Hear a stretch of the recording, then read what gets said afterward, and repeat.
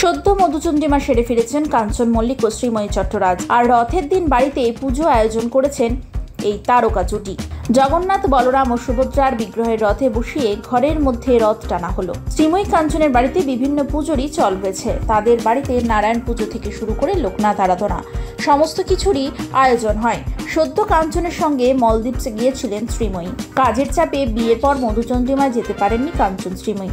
সেই সময় কাঞ্চন ব্যস্ত ছিলেন সৃজিত মুখোপাধ্যায়ের নতুন ছবি সত্যি বলে সত্যি কিছু নেই ছবির শুটিংয়ে। আর এর আগে শ্রীময়ী ধারাবাহিকের শুটিং করলেও অসুস্থ হয়ে হাসপাতালে ভর্তি হতে হয়েছিল তাকে। গরমে অসুস্থ হয়ে পড়ার পরেই বাড়িতে বিশ্রামে ছিলেন অভিনেত্রী। তবে সেই সময়ে ব্যস্ত ছিলেন কাঞ্চন। জামাই ষষ্ঠীর দিনেও শুটিংয়ে ব্যস্ত ছিলেন কাঞ্চন। তাই প্রথম জামাই ষষ্ঠীতে থাকা হয়নি কাঞ্চনের। অনেকটা রাতেই ফেরেন তিনি। তারপর রাতে শ্রীময়ীর বাড়িতে নিমন্ত্রণ রক্ষা করতে যান কাঞ্চন।